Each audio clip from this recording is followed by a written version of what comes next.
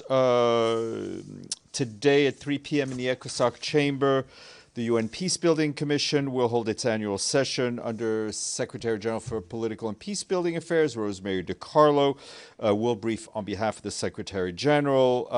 And if you happen to be in the delegates area, a peacebuilding exhibit is being displayed along the curved wall in the delegates area. The exhibit will be up till the 27th. Tomorrow at 10:15 a.m., there will be a press conference here by Virginia Gamba, the Secretary General's Special Representative on Children in Armed Conflict, on the annual report on children in armed conflict. In the Security Council this morning, the Secretary General delivered remarks on the Council's meeting on poverty, underdevelopment, and conflict, that sustainable peace requires sustainable development. The flames of conflict are all too often lit and fed by persistent poverty and growing inequalities, he said, adding that it's no coincidence that 9 of the 10 countries with the lowest human development index are currently in a state of conflict. Mr. Guterres said that 40% of the 700 million people living in extreme poverty live in conflict-affected or fragile settings, and that the situation is only getting worse. 10 years after the adoption of the Sustainable Development Goals, he said 2/3 of the targets are lagging, and the world is falling short by over $4 trillion United States dollars annually in the resources developing countries need to deliver on the promises of the 2030 Agenda. The Secretary General said that the 4th Conference on Financing for Development, starting next week, will be an important moment for the world to fix and strengthen this essential engine. And Kanye Wignaraja, Assistant Secretary General for in UNDP, also briefed Council members. She noted that climate change has been a crisis multiplier, forcing people to flee their homes around the world, from Nigeria to Myanmar and beyond.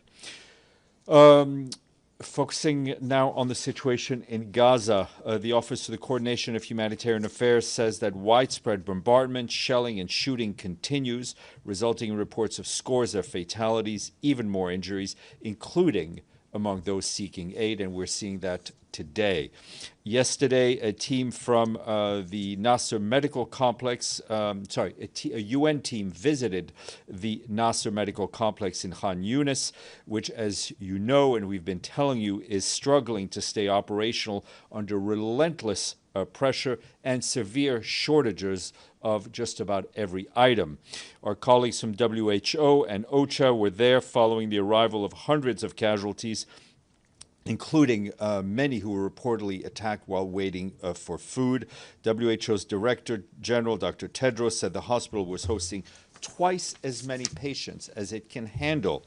Dr. Tedros added that the hospital cannot expand its capacity because it lacks ventilators, it lacks monitors, it lacks beds, as well as staff to operate all of the hospital. Yesterday, WHO was able to deliver minimum amount of fuel to the hospital to power up its backup generators. OCHA reminds us that no fuel has entered the Gaza Strip for 110 days. Yesterday, we mentioned an attempt by our colleagues on the ground to retrieve fuel from the Al Tahrir station in Rafah. We can now confirm that the operation was indeed successful. About 280,000 liters of fuel were retrieved and transferred to a more accessible location in the Deir al-Balah area. OCHA also tells us that while this buys a bit of time, it is far from enough. To keep life-saving operations going, fuel purchased outside must be allowed to enter Gaza. Unless this happens very soon, hospitals, ambulances, water desalination plants, phone networks, and other critical services will grind to a halt.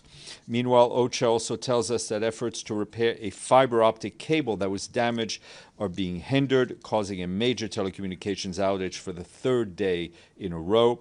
Today, Israeli authorities initially approved, but then impeded the movement of a team that was set to identify where this fiber optic line had been cut. As you'll recall, this cut is impacting central and southern Gaza, and until the issue is resolved, people are cut off from life-saving information about where to find help.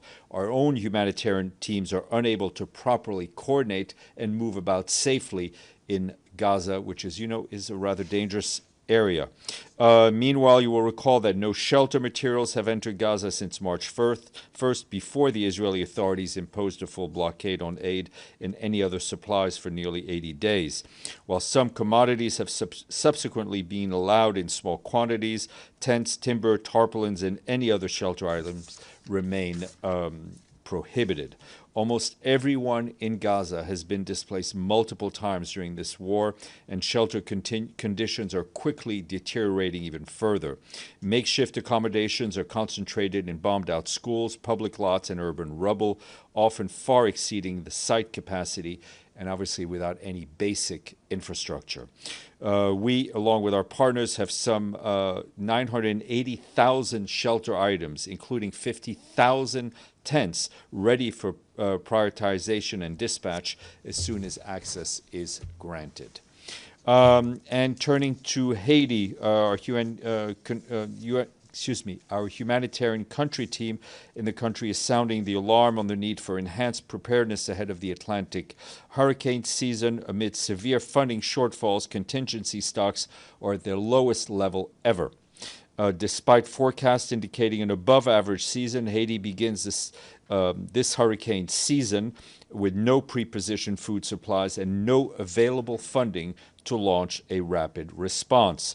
This comes as 5.7 million people in the country face severe food insecurity, and more than 230,000 displaced human beings are living in makeshift shelters. And those are, as we've been telling you, highly exposed to extreme weather.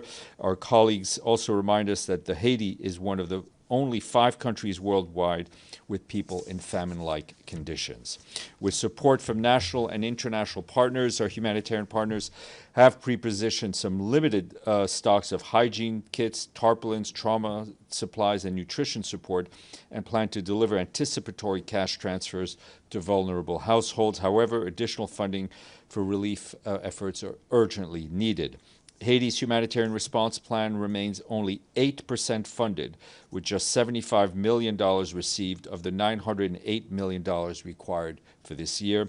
Meanwhile, OCHA has been leading missions with UN agencies and other partners to see how aid operations can be resumed in areas of high need following the May 26th suspension of operations due to insecurity. Missions have been carried out in a number of areas in the metropolitan Port-au-Prince zone, with further deployments planned along the First National Road, which connects the capital to the north of the country. These efforts aim to secure safety guarantees and enable the safe resumption of humanitarian operations in those zones. Turning to the situation in South Sudan, which is not any better, I can tell you that we are deeply concerned about an increase in acute malnutrition and cholera cases in the country. Our humanitarian colleagues are telling us that between July 2024 and June of this year, the number of children under the age of 5 needing urgent treatment for acute malnutrition climbed to 10%. That is from 2.1 million children to 2.3 million children suffering acute malnutrition. This is happening against the backdrop of the world's worst cholera outbreak this year. Nearly 74,000 cases and at least 1,362 deaths were reported across 9 states as of June 16th. Despite access constraints, we and our humanitarian partners have scaled up the response, and as of today, approximately 6.9 million doses of oral cholera vaccines have been administered. The 2025 humanitarian needs and response plan for South Sudan is only 20% funded, with $338 United States dollars in the bank out of $1.7 billion needed. This dire situation is yet another stark reminder that we need funding urgently to expand food assistance, expand nutrition, and expand health services to those who need it the most. And speaking of humanitarian work, just a quick update for you on the humanitarian reset, which, as you'll recall, our good friend Tom Fletcher, the head of the Humanitarian Affairs Department, spoke to you about from this room about 3 months ago, following a meeting this week of the Interagency Standing Committee, which brings together major UN humanitarian partners and international NGOs. Mr. Fletcher said that we are in a doom loop with a transactional, inward-looking, and less generous era, making it tough time to be a humanitarian. Meanwhile, political polarization, the climate crisis, and conflict are on the rise, all driving humanitarian needs even higher. He stressed that the humanitarian reset, a bold global agenda to regroup and reform the aid system, is in its next phase, which includes the hyper-prioritization of our appeals to support humanitarian work, which I think Fahan told you about a few days ago. We will save many lives as we can, he said, with the resources we have, stressing that we need just 1% of what the world spent on defense last year to reach millions of people in direct need around the world. More information on the interweb. Tomorrow is World Refugee Day, and noting how too many individuals fleeing conflict or persecution feel compelled to embark on dangerous journeys in many parts of the world. We are joining the UN Refugee Agency and the International Organization for Migration, and remembering that one shipwreck that took place just 2 years ago stands as a stark memorial and illustration of the human cost of inaction on issues regarding refugees and migrants. Just about 2 years ago, one of the deadliest shipwrecks in the Mediterranean in recent memory claimed the lives of some 650 refugees and migrants when a fishing trawler capsized off the coast of Pylos in Greece. Till this day, hundreds of people remain missing, and their families are still awaiting answers. UNHCR and IOM stress that this tragedy and the profound pain it left behind must not be forgotten. The UN agencies point out that while arrivals in Europe have declined since 2024, the numbers of lives lost at sea remain high. At least 3,500 people were reported dead or missing on maritime routes to Spain, Italy, Malta, Greece, and Cyprus last year. The real toll is likely to be much higher. I want to flag a report from our friends at the UN Trade and Development, otherwise known as UNCTAD. They released a report showing that global foreign direct investment fell by 11%, marking the second consecutive year of decline and confirming a deepening slowdown in productive capital flows.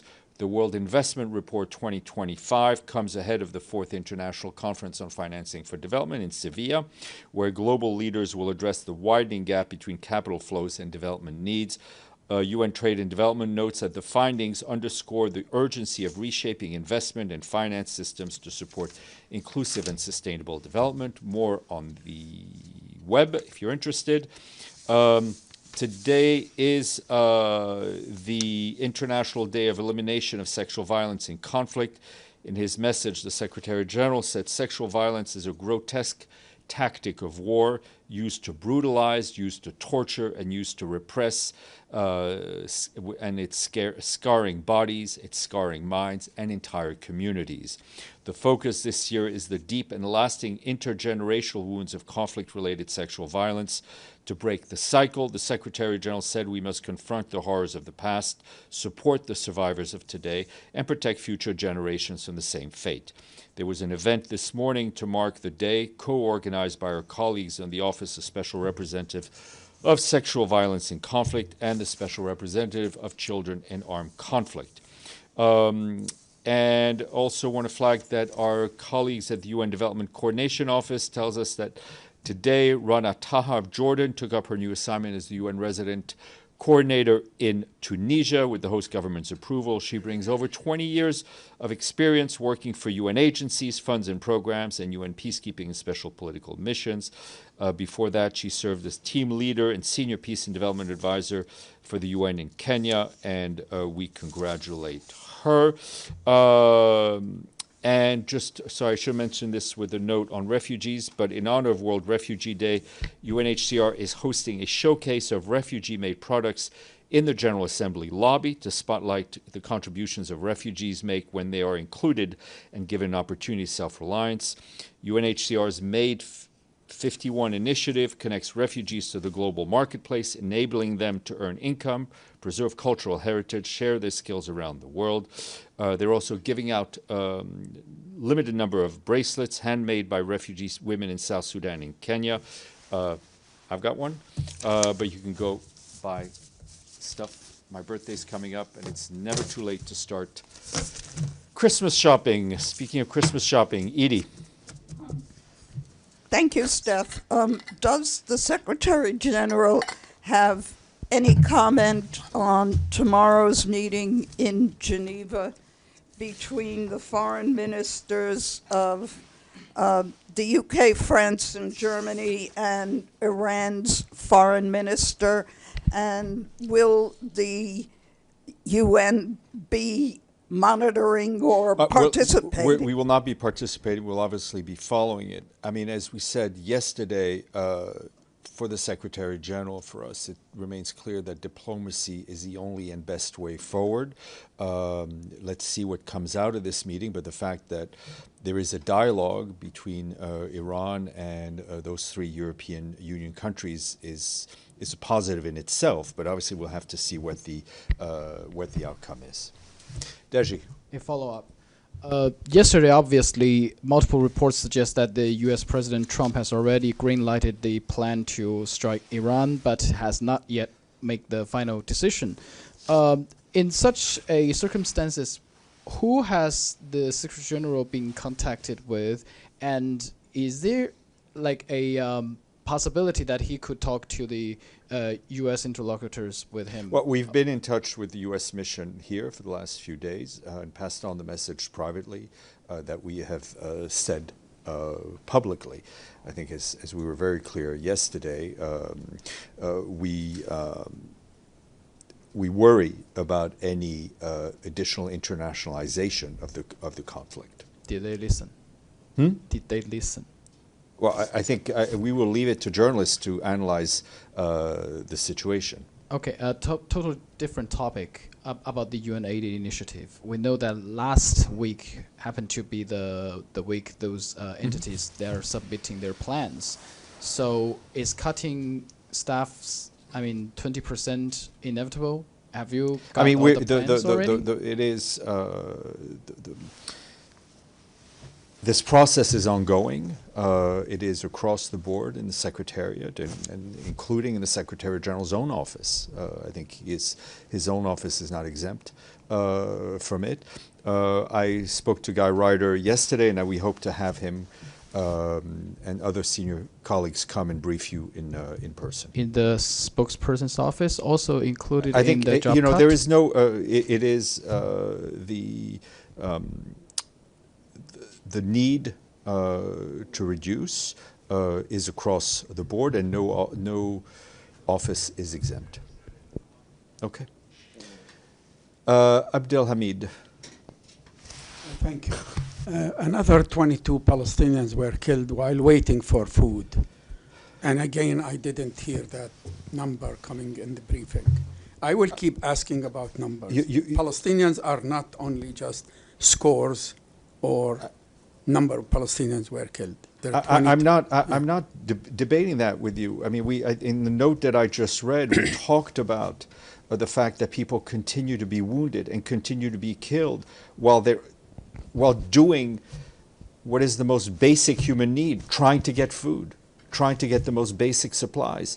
No human being should be killed trying to feed themselves or trying to feed their family.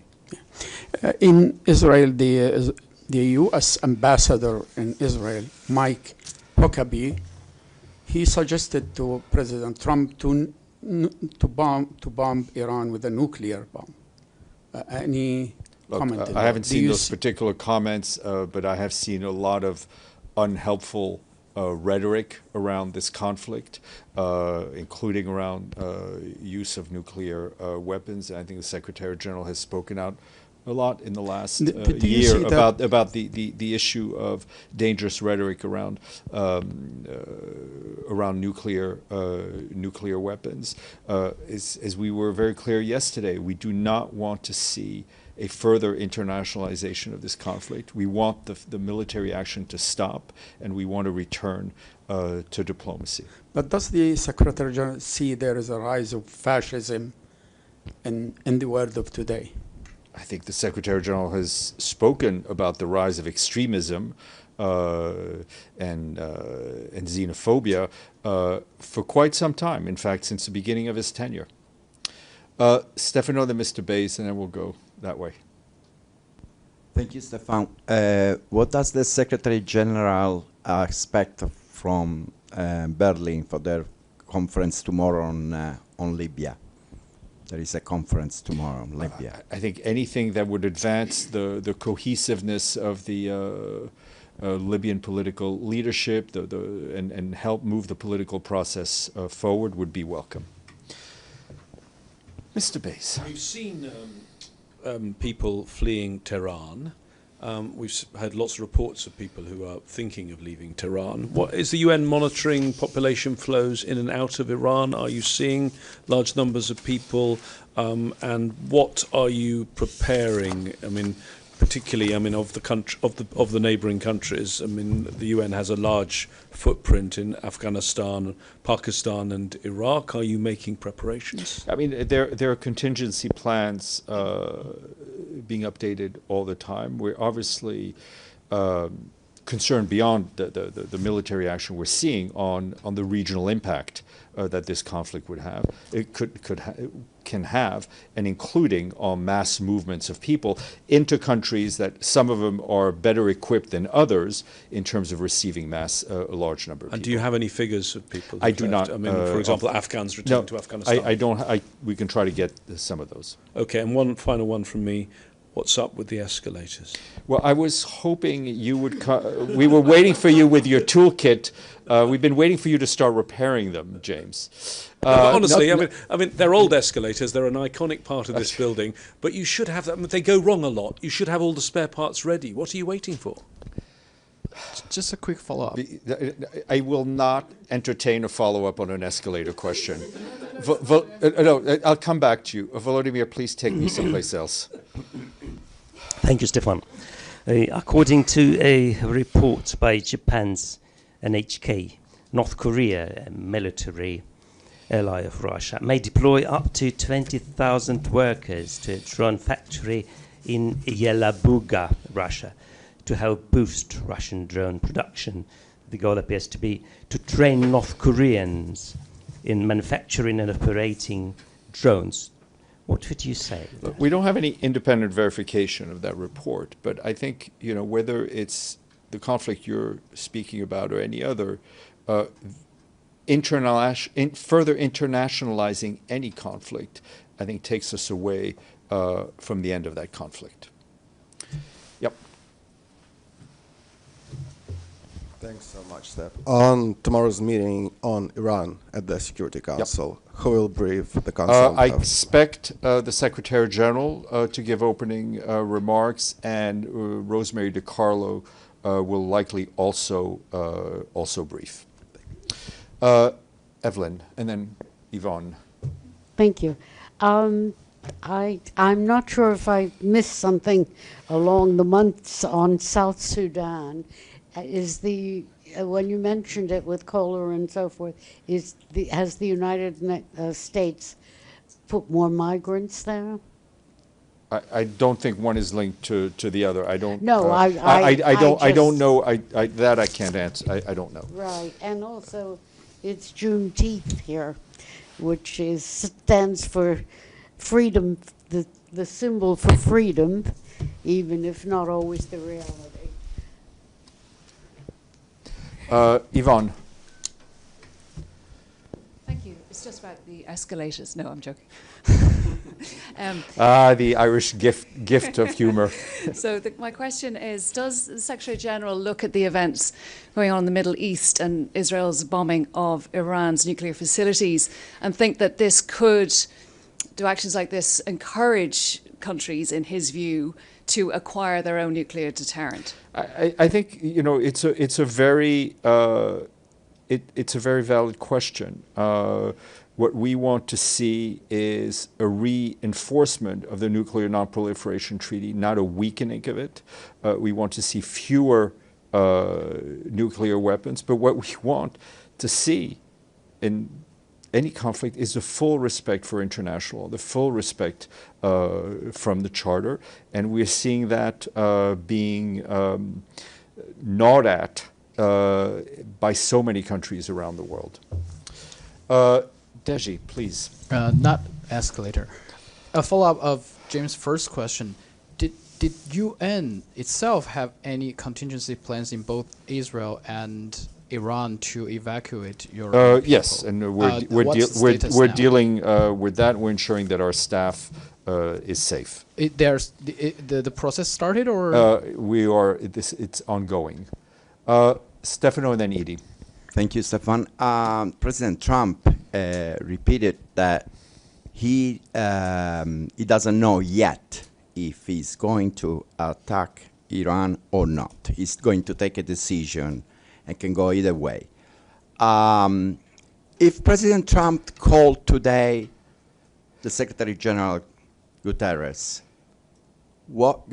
and ask him if, an advice, what would be? What do you think the Secretary General's advice would be if two options were presented to him? Can we know publicly? I mean, I think that answer is pretty obvious. I mean, the Secretary... how he will convince him, because he's still I'm not going convinced. into hypotheticals, Stefano, but I think from what I said today, what I've said yesterday, the message from the Secretary General is clear. Stop the military action. Too many people have been killed. Return to diplomacy and avoid at any cost the further internationalization of this conflict. Did he try to call him? I mean, the vice versa means the Secretary General. Did he try to call there's been no update President Trump? There's been no update on that. Ms. Lederer. Thank you, Steph. On fixing the fiber optic cable. Sorry. Thank you. What? Yes. Changing the subject dramatically. Yes, thank you. What reason did the Israelis give the UN for not for first approving and then disapproving? I'm not sure we're given any detailed reason, but they control the conflict theater, and they are not giving us the approvals. And I can't stress how urgently we need communications to make sure that we can operate in the safest possible environment, in an environment where that is primarily not safe. Okay, on that note, no questions on the interweb, so I shall leave you